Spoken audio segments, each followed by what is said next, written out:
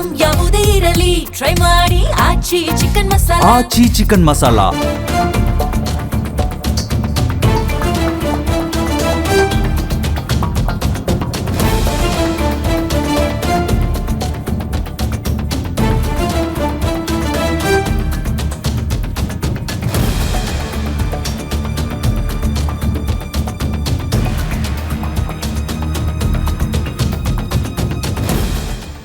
Power fighting climax ಹಂತಕ್ಕೆ ಬಂದೇ ಬಿಡ್ತಾ, ಕೆಲವೇ ಕ್ಷಣಗಳಲ್ಲಿ ಫೈನಲ್ ಆಗ್ಬಿಡುತ್ತಾ ನಾಯಕತ್ವ ಗೊಂದಲ. ಸಿಎಂ ಸಿದ್ದರಾಮಯ್ಯ ಡಿಸಿಎಂ ಡಿಕೆ ಶಿವಕುಮಾರ್ ಅವರನ್ನ ಹೊರಗಿಟ್ಟು ನಾಲ್ವರು ಪ್ರತ್ಯೇಕವಾಗಿ ಸಭೆ ಮಾಡ್ತಾ ಇದ್ದಾರೆ ಅಂತ ಗೊತ್ತಾಗ್ತಾ ಇದೆ.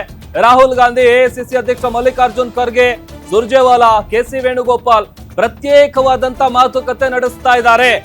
ದೆಹಲಿಯ ಎಐಸಿಸಿ ಕಚೇರಿಯಲ್ಲಿ ನಡೀತಾ ಇರುವಂತಹ ಹೈ ವೋಲ್ಟೇಜ್ ಮೀಟಿಂಗ್ ಇದು. ರಾಜ್ಯದ ರಾಜಕೀಯ ಬೆಳವಣಿಗೆಗಳ ಬಗ್ಗೆ ಮಹತ್ವದ ಮಾತುಕತೆ ನಡೀತಾ ಇದೆ.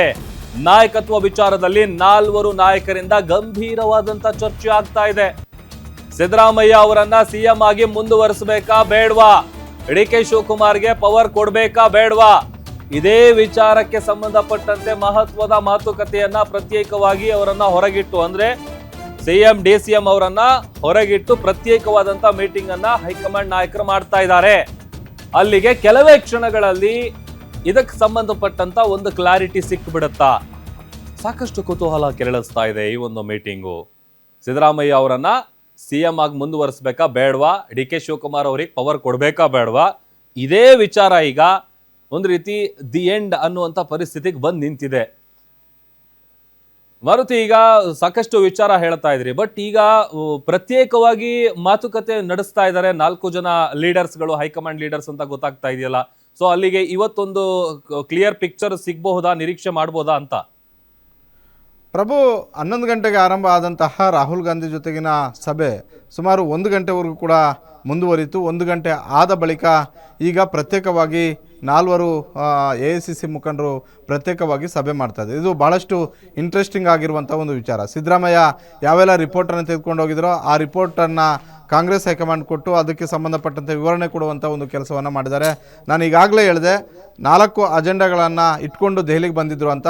ಆ ಅಜೆಂಡಾಗಳನ್ನು ಹೇಳಿದ್ದಾರೆ. ತಮ್ಮ ಅಲ್ಲಿರುವಂತಹ ವಿಚಾರಗಳನ್ನು ಕಾಂಗ್ರೆಸ್ ಹೈಕಮಾಂಡ್ ನಾಯಕರಾದಂತಹ ರಾಹುಲ್ ಗಾಂಧಿ, ಮಲ್ಲಿಕಾರ್ಜುನ್ ಖರ್ಗೆ, ಸುರ್ಜೇವಾಲಾ, ವೇಣುಗೋಪಾಲ್ ಅವರ ಗಮನಕ್ಕೆ ತಂದಿದ್ದಾರೆ.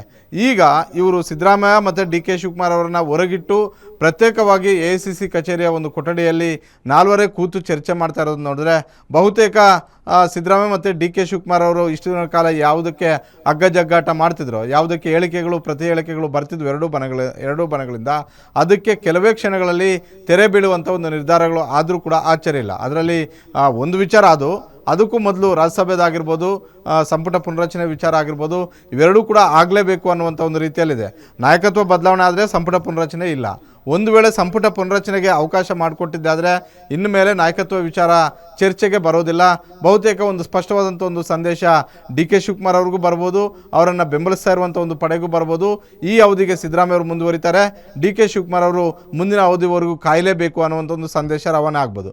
ಇಲ್ಲ, ಇದಕ್ಕೆ ತದ್ವಿರುದ್ಧವಾದಂಥ ಒಂದು ಸಂದೇಶ ಬಂದಿದೆ ಆದರೆ ಅಂದರೆ ಸಿದ್ದರಾಮಯ್ಯ ಅವರು ಅನಿವಾರ್ಯವಾಗಿ ಈಗ ಡಿ ಕೆ ಶಿವಕುಮಾರ್ ಅವ್ರಿಗೆ ಆ ಸ್ಥಾನವನ್ನು ಬಿಟ್ಕೊಳ್ಬೇಕು. 2023ರಲ್ಲಿ ಆದಂತಹ ಮಾತುಕತೆಯಂತೆ ಡಿ ಕೆ ಶಿವಕುಮಾರ್ ಅವ್ರಿಗೆ ಆ ಅವಕಾಶ ಸಿಗಬೇಕು ಅಂತ ನಿರ್ಧಾರ ಆಗಿದ್ದೆ. ಆದರೆ ಇದು ಡಿ ಕೆ ಶಿವಕುಮಾರ್ ಅವರು ಹೇಳ್ತಿರೋದು, ಮಾತುಕತೆ ಆಗಿತ್ತು, ಆದರೂ ಕೂಡ ಮಾತುಕತೆ ಆದ ಪ್ರಕಾರ ಕಾಂಗ್ರೆಸ್ ಹೈಕಮಾಂಡ್ ನನಗೆ ಅವಕಾಶ ಕೊಡ್ತಿಲ್ಲ ಅಂತ ಅವರು ಒಳಗೊಳಗೆ ಹೇಳ್ತಿದ್ರು. ಅದೇ ರೀತಿ ಅವರ ಆಪ್ತರು ಕೂಡ ಹೇಳ್ತಿದ್ರು. ಒಂದು ವೇಳೆ ಅದನ್ನು ಹೆಚ್ಚಾಗಿ ಪರಿಗಣಿಸಿ ಸಿದ್ದರಾಮಯ್ಯ ಅವ್ರಿಗೆ ನೀವು ಡಿ ಕೆ ಶಿವಕುಮಾರ್ ಅವ್ರಿಗೆ ಅವಕಾಶವನ್ನು ಮಾಡಿಕೊಡಿ ಅನ್ನುವಂಥ ಒಂದು ಸಂದೇಶವನ್ನು ಈ 4 ಸಭೆ ಆದ ಬಳಿಕ ಕೊಟ್ಟಿದ್ದೆ. ಆದರೆ ಬಹುತೇಕ ಸಿದ್ದರಾಮಯ್ಯ ಅವರು ಅಧಿಕಾರವನ್ನು ಹಸ್ತಾಂತರ ಮಾಡುವಂಥ ಒಂದು ಕೆಲಸ ಆಗ್ಬೋದು ಡಿ ಕೆ ಶಿವಕುಮಾರ್ ಅವ್ರಿಗೆ. ಈಗ ಸಿದ್ದರಾಮಯ್ಯನ ಡಿ ಕೆ ಶಿವಕುಮಾರ್ ಅವರ ಇಲ್ಲ ಇದಕ್ಕೆ ಸಂಪೂರ್ಣವಾಗಿ ತೆರೆ ಎಳಿಬೇಕಾ, ಇಲ್ಲ ಕೇವಲ ಸಂಪುಟ ಪುನರಚನೆ ಮಾಡಿ ರಾಹುಲ್ ಡಿ ಕೆ ಶಿವಕುಮಾರ್ ಅವ್ರನ್ನ ಕಾದು ನೋಡಿ ಅನ್ನುವಂಥ ಒಂದು ರೀತಿಯಲ್ಲಿ ಸಂದೇಶವನ್ನು ರವಾನೆ ಮಾಡಬೇಕಾ?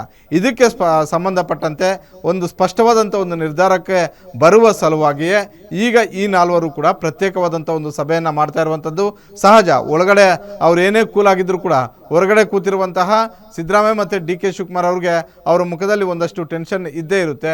ಯಾರ ಹಣಬರಹ ಸರಿ ಇರುತ್ತೋ, ಯಾರು ಇಲ್ಲಿಂದ ನಗ್ನಾಗ್ತಾ ಹೋಗ್ತಾರೋ, ಯಾರು ಇಲ್ಲಿಂದ ಕೋಪಿಸ್ಕೊಂಡು ಹೋಗ್ತಾರೆ ಅನ್ನುವಂಥ ಒಂದು ರೀತಿಯಲ್ಲಿ ಆತಂಕ ಇರೋದು ನಿಜ.